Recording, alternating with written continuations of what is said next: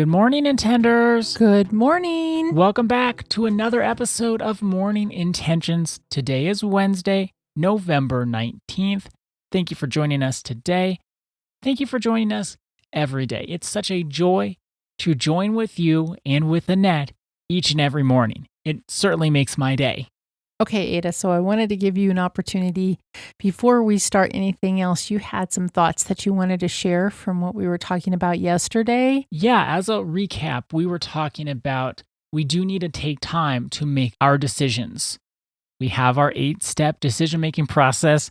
I'd love to expand that thing to 10, but I will stick with the 8 because 8 is already a lot for people. One of the things that you touched on yesterday was how overwhelmed people feel. They feel stressed. They feel anxious. There's so much going on. That hustle culture is chipping away at us each and every day. There's always that drive to go, to get things done, to decide today. By now, you only have 10 minutes, otherwise the deal goes away kind of mentality, and it's just a lot in life.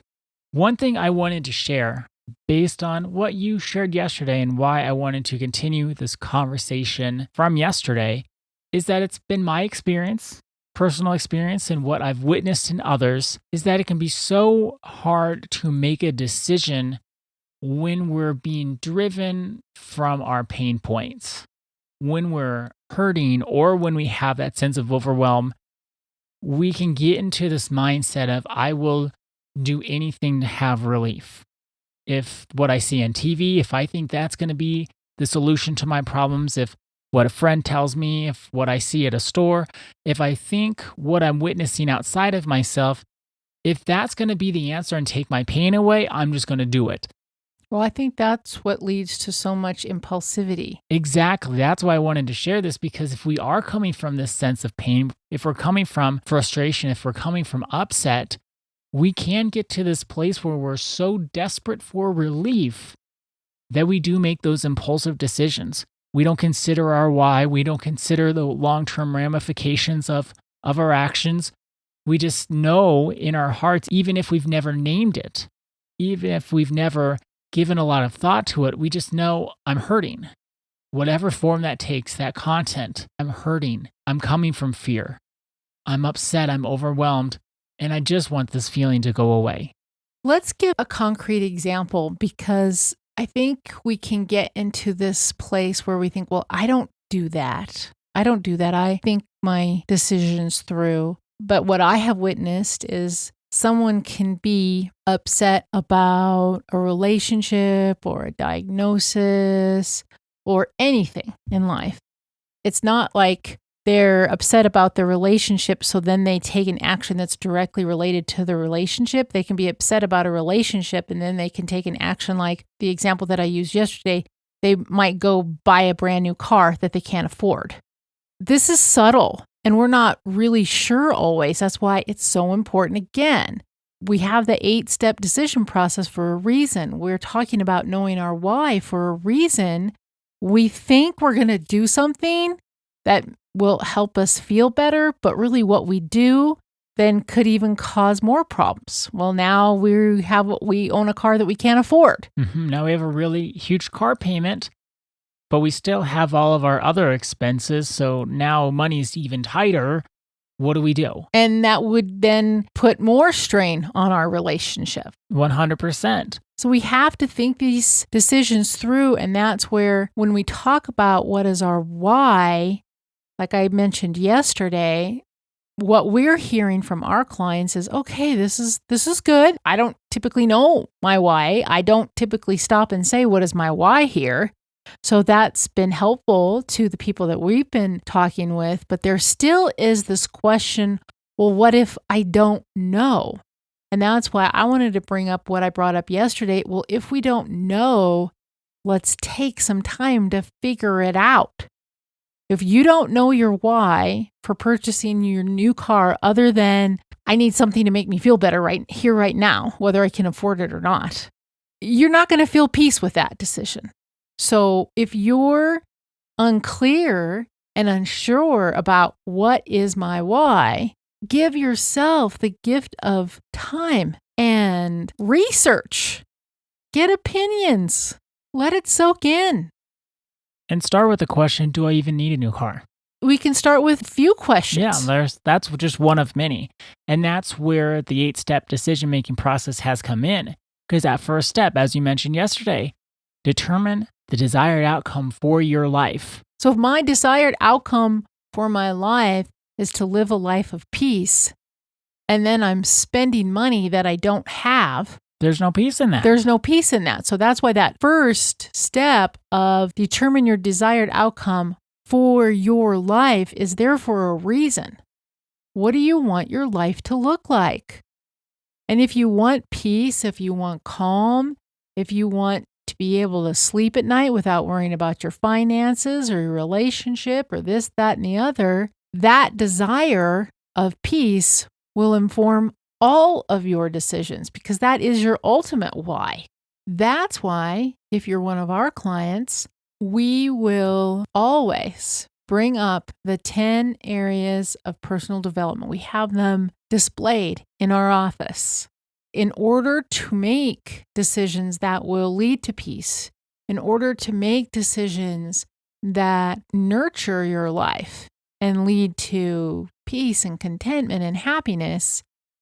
There are the 10 areas of personal development that Ada and I believe are essential to get to this place of peace. So as we do our work in all the different areas, we start understanding ourselves better. We start understanding where we might need a little support. And as we get that support, then we're going to show up differently.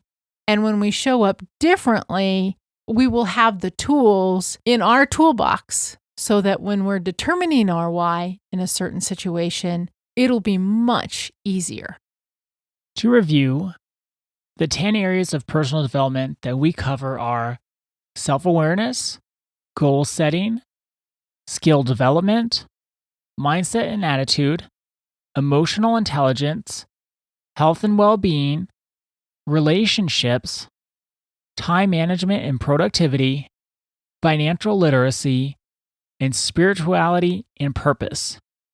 When it comes to our why, as well as decision making, it's our belief that those 10 areas do need to be in balance. We can't focus solely on our goals and leave our relationships hanging. If we don't have financial literacy, but we really want to have self-awareness and focus on our mindset and attitude, we're going to end up imbalanced in one way or the other. So when we're thinking about, well, what's my why? Will the why that I think I have, if we think, well, I just want to make a lot of money, does that leave the rest of life imbalanced? Does that really push us towards peace? Because Annette and I, we both believe peace is the ultimate goal.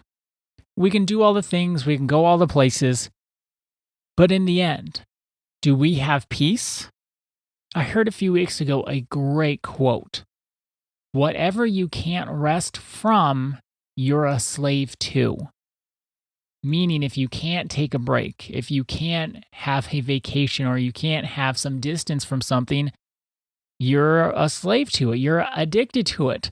Kind of like that hustle culture mentality in myself. Well, I couldn't rest from hustling, so then I was a slave to that hustle mindset.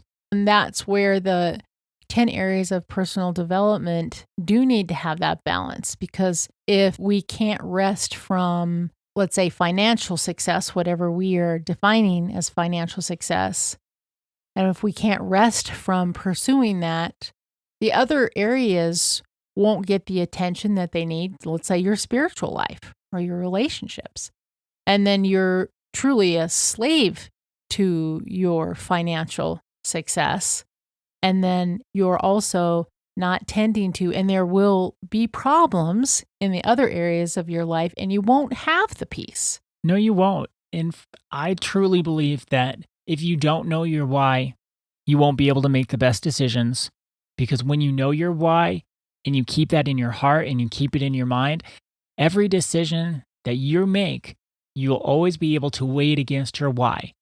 Does this decision align with my why?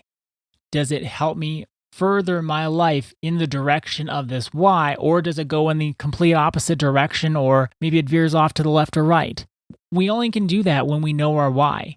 If we don't know our why and we're just kind of flailing our arms and just running in every direction, I've been there myself, it never ends in peace. It always ends in this frantic, I gotta go, I gotta do, I gotta just try to find that thing that will bring me relief from the pain I feel.